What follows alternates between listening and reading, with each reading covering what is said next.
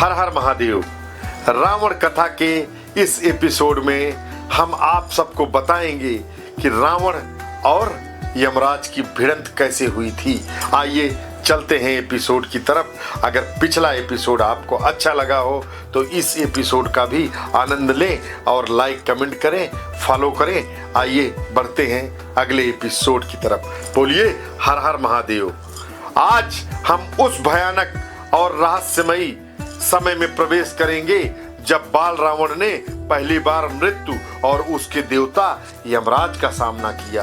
याद रखो, यह कहानी केवल कहानी नहीं है, यह वह समय था त्रेता युग का जब एक बालक अपने भीतरी छुपी शक्ति और अजेय साहस का प्रदर्शन कर रहा था।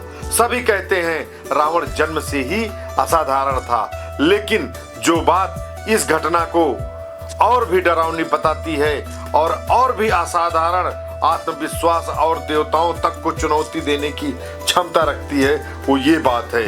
भाइयों बहनों, बाल रावण ने बचपन में ही युद्ध कला और शक्ति की ऐसी अद्भुत क्षमता दिखाई जिससे आसपास के सभी ऋषियों और देवताओं को स्तब्ध कर दिया। उसकी आंखों में ऐसा तेज था, ऐसी गहराई थी कि कई बार साधु और उनके अनुयायी डर के मारे कांप उठती थी।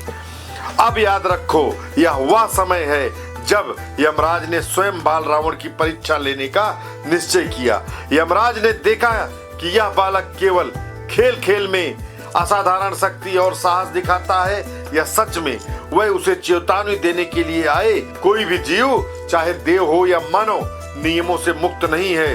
पर बाल रावण ने केवल हंसकर कहा, मृत्यु भी मेरे सामने विवश है, मैं इसे चुनौती दे सकता हूँ यमराज। भाइयों याद रखो, यह केवल गर्व नहीं था, यह वह असाधारण अहंकार और साहस था जिसने देवताओं को भी चौंका दिया। यमराज ने उसे डराने की बहुत कोशिश की। उन्होंने अपनी दिव्य अस्त्र शक्ति और महाशक्ति का प्रदर्शन भी किया, लेकिन बाल रावण ने बिना कांपे शांत और अडिग खड़े होकर उनकी महान शक्तियों का सामना किया। भाइयों बहनों याद रखो, केवल शक्ति से किसी को डराया नहीं जा सकता है। यदि भीतर साहस, बुद्धि और अजेय आत्मविश्वास हो तो कोई भी देवता चुनौती देने से हिचकिचाता है। अगर आपके अंदर साहस, बुद्धि और अजेय आत्मविश्वास हो तो आपको कोई भी बलशाली हिला नहीं सकता है। रावण ने अपनी पहली वास्तविक परीक्षा में यह सिद्ध कर दिया कि वह न केवल शारीरिक रूप से बलशाली है, बल्कि मानसिक और राजनीतिक दृष्टि से भी देवताओं से ऊपर जा सकता है।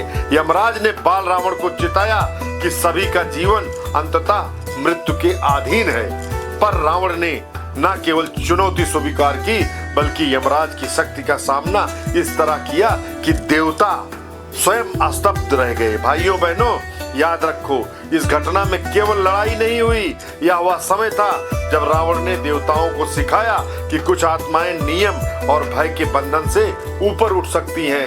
यही था रावण का नियम। अगले भाग में हम जानेंगे उसने कैसे अपनी शक्तियां जमा की, किसने उसे और बड़ा किया और कब वह पूरी तरह से अहंकारी बन गया। हर हर महादेव।